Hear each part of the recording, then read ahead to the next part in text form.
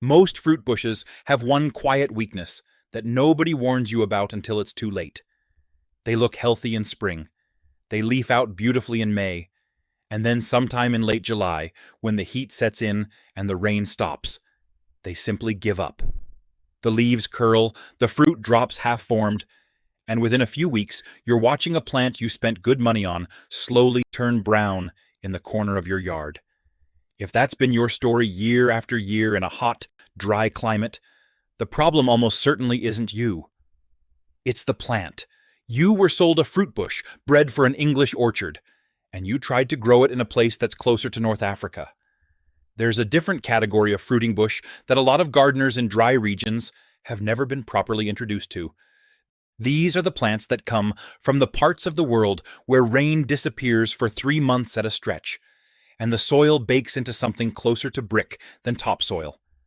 Plants that have been feeding people in the Mediterranean, the Middle East, the high deserts of South America, and the limestone country of central Texas for hundreds, sometimes thousands, of years. They didn't survive that long because somebody pampered them. They survived because they're built differently from the rootstock up. Today we're going to walk through 9 of them, real bushes. Things that produce real fruit, in real volume, in real heat, with a fraction of the water most fruit plants demand. I'll tell you what they are, what they taste like, and exactly how to look after them in the first couple of years so they actually take. Because that last part is where most people go wrong. And it's also the part most lists conveniently leave out. But before we get into the names, you need to understand one thing about drought-tolerant plants that almost nobody explains correctly. A drought-tolerant fruit bush is not a fruit bush that doesn't need water. It's a fruit bush that, once its roots are deep enough, can find its own water. The catch is in those words, once its roots are deep enough. In year 1, and sometimes year 2, even the toughest plant on this list will die just as fast as a hybrid peach if you stick it in the ground and walk away. The trick to dry climate fruit growing isn't avoiding water.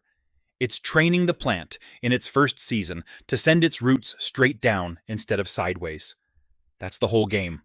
Water deep, water rarely, and the roots chase the moisture down, water shallow and often, and the roots stay near the surface where the August sun roasts them.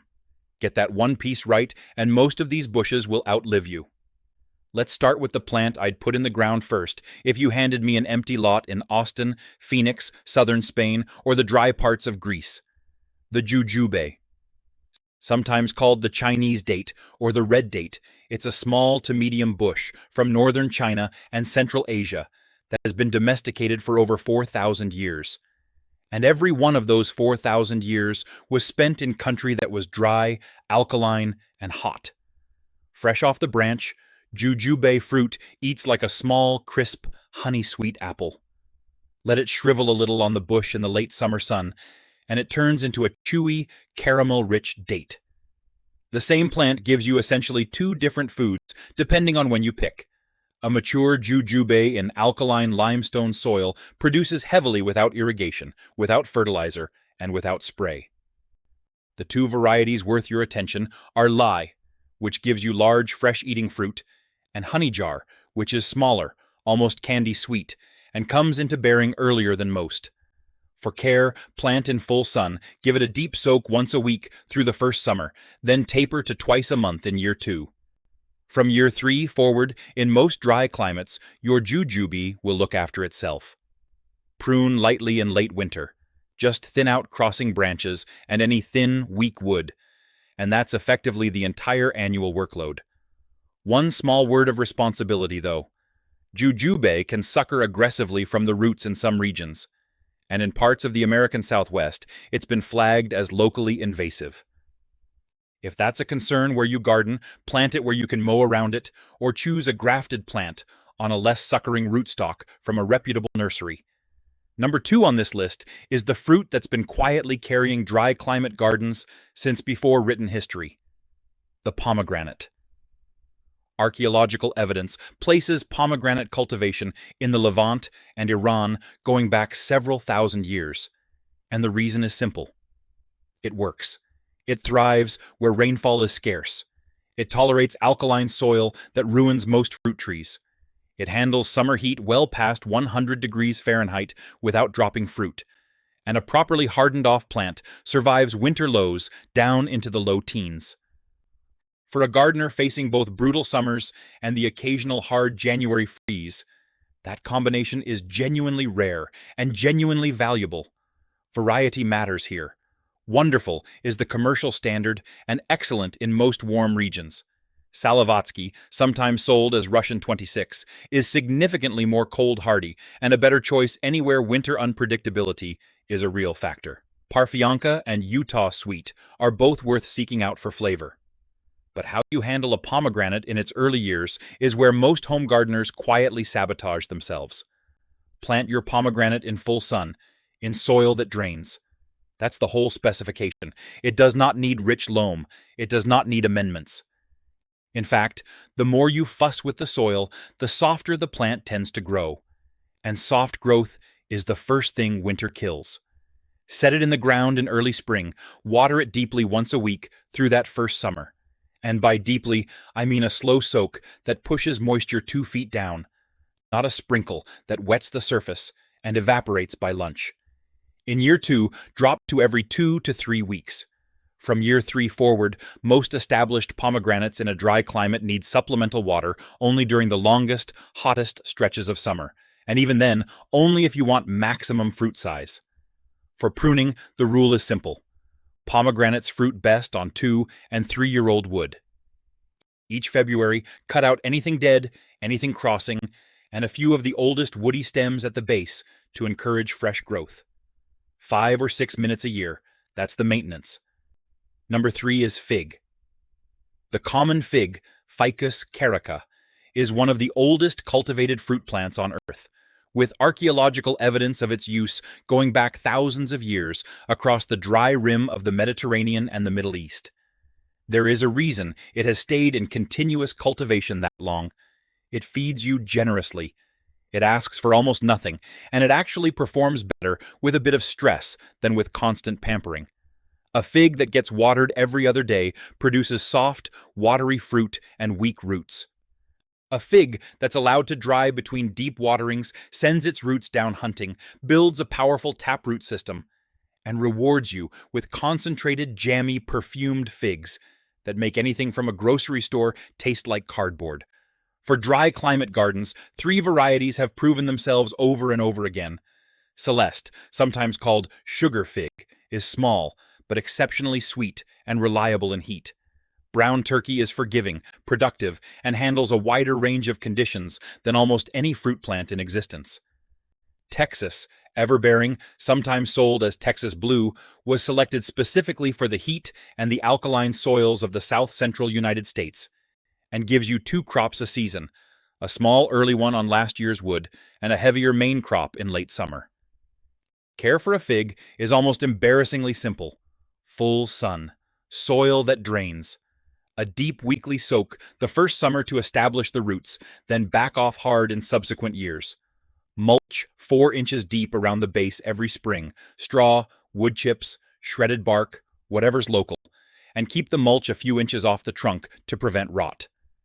Pruning is light, remove dead wood and any branches growing inward in late winter, and that's it. Here's the part that catches people. If a hard freeze knocks your fig back to the ground one winter, and in places with unpredictable cold snaps this happens, do not dig it up. The roots are almost always alive. Cut the dead wood back to the soil line, mulch heavily, and wait. New shoots will push up from the base in spring, and within 2 seasons you'll have a productive bush again. Figs are remarkably hard to kill from the bottom up. Number 4 is quince. Sidonia oblonga. This one tends to surprise people because the fruit is not pleasant to eat raw. It's hard, astringent, almost unfriendly off the branch. But cook it, and it turns into one of the great fruits of the kitchen. The flesh shifts from pale yellow to a deep rose color as it cooks. The perfume fills the entire house, and the flavor lands somewhere between apple, pear, and tropical floral honey. Quince paste, sometimes called membrillo in Spain, is the traditional partner to sheep's milk cheese. slow-poached quince in spiced syrup, is one of the great winter desserts. And a single mature bush in a dry climate will load itself with golden, fragrant fruits in autumn for decades. The reason quince belongs on this list is that it tolerates conditions that flatten most pome fruits. Alkaline soil, drought once established, summer heat, hard winter freezes. Quince takes all of it without complaint. Plant it in full sun, water deeply once a week the first summer. Then taper as you would with the others. Mulch in spring. Prune lightly in late winter to keep an open vase shape. Don't over-prune. Quince fruits on short spurs that develop on older wood. An aggressive cutting will cost you a harvest. The fruit is ready when it turns fully golden and gives off that unmistakable perfume. Pick it firm rather than waiting for it to soften on the bush. It will continue to ripen and develop flavor in a cool, dry pantry for several weeks, scenting the entire kitchen while it does. One bush gives you enough fruit to put away preserves for the winter and still hand jars to the neighbors. Number 5 fills a gap in your harvest calendar that almost nothing else can fill. The loquat, Areobotria japonica. An evergreen bush with broad, leathery, deeply ribbed leaves that look ornamental year-round, fragrant white flowers in autumn, and small clusters of orange-yellow fruits that ripen in late winter to early spring. The flavor is genuinely unusual, a blend of peach, apricot, and tropical citrus, with a soft texture and a faint floral note. There's something quietly remarkable about walking outside in February or early March, when most of your garden is still sleeping, and picking ripe fruit off your own bush. Loquat handles drought beautifully once established and tolerates summer heat without dropping fruit. The honest weak point is winter cold. It survives down to roughly 12 to 15 degrees Fahrenheit before the fruit-bearing flowers get damaged. And the fruit sets in autumn, which means a hard midwinter freeze can wipe out a season's harvest, even if the plant itself survives. In areas where deep freezes happen most years, loquat is a bit of a gamble. In areas with only occasional hard cold, which describes a lot of Mediterranean Europe, the southern half of the American South, parts of California, and most of the Texas Hill Country in normal years, it's a quietly valuable addition. Plant in full sun or light afternoon shade. Water deeply once a week the first summer. Taper afterward.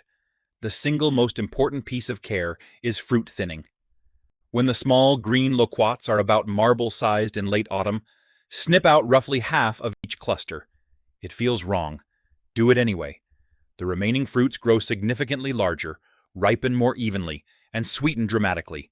5 plants in. Now we move from the ancient Mediterranean stalwarts to something a little closer to home for a lot of dry climate gardeners, the native ones. There's a particular kind of confidence that comes from planting something native. You're not gambling on whether the plant can handle your conditions.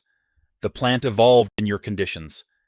It was already growing in the limestone, the dry caliche, the thin, rocky soil, and the brutal late summer heat long before anyone showed up with a shovel. 2 of the next 3 on this list fall squarely in that category, and they belong in any dry climate edible garden where they're regionally appropriate. Number 6 is the Texas persimmon, Diospyros texana. This is the fruit bush that grows wild across the Edwards Plateau, the hill country, and the dry brush country of central and southern Texas. If you've ever hiked in those regions, you've walked past hundreds of them without realizing what you were looking at. It grows as a multi-stemmed bush or small tree with smooth, pale gray bark that peels in thin curls, beautiful in every season. The fruits are small, round, and turn jet black when fully ripe in late summer. The flavor is intense, concentrated, dark, almost prune-like, with a hint of vanilla and brown sugar. A single ripe Texas persimmon doesn't look like much in your hand, but the taste is worth the wait. What makes this plant remarkable for dry climate gardeners is its absolute self-sufficiency once it's established. It evolved on rocky limestone slopes that get virtually no irrigation and produce some of the harshest summer conditions in the lower 48. In a garden setting, it asks for almost nothing. The honest caveat is patience. Texas persimmon is slow in its first 2 or 3 years. You'll wonder if it's doing anything at all. By year 3 or 4, the root system has gone deep, and from that point on, you have a plant that effectively manages itself.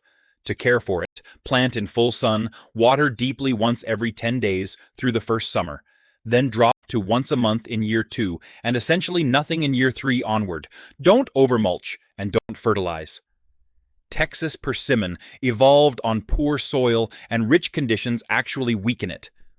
One thing to know: Texas persimmon is dioecious, meaning male and female flowers grow on separate plants, and only the female's fruit. If you want a reliable harvest, plant at least one male and one female together, and source from a native nursery in your region where the plants are properly sexed. Number 7 is the Chickasaw plum, Prunus angustifolia, and it's one of the most generous native fruiting plants in North America. It grows wild from Texas across the Gulf states and well up into the Midwest, forming dense thickets along fence lines and roadsides that produce hundreds of small, bright red and golden plums every summer. The fruit is small, but the flavor is intense: sweet, tart, juicy, and packed with the kind of true plum character that the bred-for-shipping commercial varieties have completely forgotten how to deliver. They're outstanding fresh, and they make jam and preserves that taste like something your grandmother would have put up. Care is uncomplicated: full sun, average soil, a deep weekly soak the first summer, and then practically nothing afterward. Chickasaw plum spreads gradually through root suckers, which is part of its character. A single planting becomes a small grove over the years, and the grove gets more productive every season. If you want to control the spread, mow the edges of the planting once or twice a year. If you don't, let it form a natural hedge that feeds you, your pollinators, and the local birds. One light annual pruning in late winter to remove dead wood and thin the densest growth keeps the thicket healthy and productive. That's the entire workload. Now, before we get to the last two, let me clear up a piece of advice that gets repeated constantly online and that costs people more dead plants than almost anything else. The advice goes something like, drought-tolerant plants don't need watering. That's not just wrong, it's actively dangerous. A drought-tolerant plant in its first season is no more drought-tolerant than a tomato. Drought tolerance is a property of an established root system, and the root system has to be built before it can do its job. Skip the first year watering, and you don't get a tough survivor. You get a dead bush in October. Every plant on this list, every single one, needs deep weekly watering through its first full growing season. After that, you can step back. But that first year is non-negotiable, and it's where almost all dry climate fruit growing failures actually originate. Fix that, and most of the rest takes care of itself. If this video is giving you something useful, if you're starting to see your own garden differently, take a second to hit the like button. It pushes this kind of content to other gardeners in dry country who've been quietly losing fruit plants for years without knowing why. And drop a note in the comments telling me where you're gardening. I read them. Number 8 is one of the most underestimated bushes in the dry climate edible garden: pineapple guava, also called feijoa acaceloiana. It comes from the cool highlands of southern Brazil and Uruguay, which means it's adapted to a climate that's hot and dry in summer, but genuinely cold in winter. Not unlike a lot of the American Southwest, Central Texas, and the higher elevations of the Mediterranean. It handles drought well once established, tolerates alkaline soil, and survives temperatures down into the mid-teens without serious damage. The fruit, which ripens in autumn and falls to the ground when it's ready, has a flavor most people taste once and never forget. It's like pineapple, strawberry, and mint blended together with a faint perfume of guava. Eaten with a spoon out of the skin, it's one of the most distinct flavors in the entire fruit garden. The flowers are also edible, large, with fleshy white and magenta petals that taste sweet and faintly tropical. Hummingbirds love them. So in late spring, you essentially have a hummingbird feeder in the shape of a bush, and in autumn, that same bush hands you fruit. Care is straightforward. Full sun produces the heaviest fruit set, though it tolerates partial shade. Deep weekly watering through year 1. Taper to every 2 to 3 weeks in year 2, and let it find its own rhythm afterward. Most varieties are not fully self-fertile, so plant two compatible ones together. Apollo and Gemini are a classic pairing. And your fruit set will roughly double compared to a single bush. Light pruning after fruiting keeps the plant open and productive. That's it. Number 9 is the prickly pear, Opuntia, and it deserves to close this list because no other plant on it asks less of you and gives back more. Most gardeners look at a prickly pear and don't see a fruit bush. They see a cactus, maybe a landscape feature, possibly a hazard. What they're actually looking at is a plant that produces two completely different foods from the same planting, in conditions so harsh that almost nothing else on this list could keep up with it. The flat green pads, called nopales in Spanish, are vegetables in their own right. Harvested young, in spring and early summer, they have a flavor somewhere between green beans and okra, with a crisp, slightly mucilaginous texture. Grilled, sautéed, scrambled into eggs, or sliced into salads, nopales have been a staple of Mexican and southwestern kitchens for centuries. And they're genuinely good food. The fruits, called tunas, ripen in late summer and autumn into deep magenta, ruby or golden orbs depending on the variety. The flavor is sweet, juicy, and faintly melon-like. They make extraordinary juice, jam, syrup, and a pale pink agua fresca that tastes like summer in a glass. Drought tolerance in prickly pear isn't impressive. It's absolute. The plant stores water in its pads and can survive months, sometimes more than a year, with no rainfall whatsoever. Planted in full sun, in well-drained soil, and skip the irrigation almost entirely. A single deep watering at planting and 1 or 2 follow-up soaks through the first summer is plenty. After that, the plant is genuinely on its own. For varieties, Opuntia ficus indica is the classic Mediterranean cultivated form with minimal spines and the largest fruits. There are also several spineless varieties developed by Luther Burbank in the early 1900s that are easier to handle in a home garden. A small word of care that matters more than the rest. The large spines are obvious, and you can avoid those. The real problem is the small, hair-like bristles called glochids clustered around the base of each spine. They detach on contact, embed in skin, and are remarkably difficult to remove. Always handle prickly pear with thick leather gloves and tongs, and burn or rub the glochids off harvested fruit before eating. Do that one thing right, and the plant is a quiet, generous, almost permanent fixture in your dry climate garden. So that's 9. 9 fruiting bushes that don't just survive in dry country, they prefer it. Plants that have been quietly feeding people for hundreds, in some cases thousands, of years in exactly the conditions where modern hybrid orchards would collapse in a single bad summer. Here's what I want you to take from this, because it's the part most lists like this leave out. The reason your garden has been hard isn't because you're a bad gardener. It's because most of the fruit plants sold in mainstream nurseries were never bred for the climate you actually have. They were bred for orchards in northern France, in the Pacific Northwest, in the moderate rainfall belts of England and the eastern United States. They were bred to perform under irrigation, fertilizer, and consistent moisture. Take any of those supports away, which is essentially what every dry climate home gardener does, and the plant struggles. That's not your fault. That's a mismatch between the plant and the place. Once you stop fighting the place and start choosing plants that already love it, almost everything about home fruit growing gets easier. If I were starting from scratch in dry country tomorrow and could only plant 3 of these to begin with, I'd plant a jujube, a pomegranate, and a fig.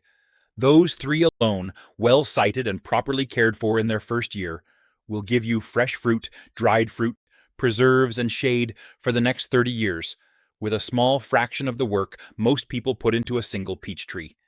Add a quince when you've got room for the autumn harvest. Add a loquat or a feijoa when you want something coming ripe at an unusual time of year. Add the natives, Texas persimmon, Chickasaw plum, when you want plants that disappear into the local landscape and feed the wildlife along with you. And the prickly pear when you're ready to plant something that genuinely needs nothing from you ever again. One more thing before we wrap up, because if you skip it, none of the rest matters. The single most common mistake in dry climate fruit growing isn't choosing the wrong plant. It's failing to establish the right plant. Every bush on this list, even the toughest of them, needs deep, infrequent watering through the first full growing season, not a daily sprinkle. A long, slow soak once a week that drives moisture 2 feet down into the soil and trains the roots to follow it. In year 2, you cut back to once every 2 or 3 weeks. In year 3, most of these plants are genuinely self-sufficient. That first year of patient watering isn't pampering. It's building the underground architecture that will keep the plant productive for the next several decades. Skip it, and you'll spend money on plants that die in August. Get it right, and you'll plant once and harvest for the rest of your life. If you got real value out of this, if even one of these 9 bushes made you stop and think, that's what I should have planted 3 years ago, drop the word grow in the comments below. It tells me which of you are serious about putting some of this into the ground, and it helps the video reach other gardeners in hot, dry country who've been quietly losing fruit plants for years without knowing why. Hit the like button while you're at it. Not for me, for the next gardener who's about to give up on a row of dying peach trees and doesn't yet realize there's a better way. Tell me in the comments which one of these 9 you're planting first, and which dry climate region you're gardening in. I read them, and I'll see you in the next one.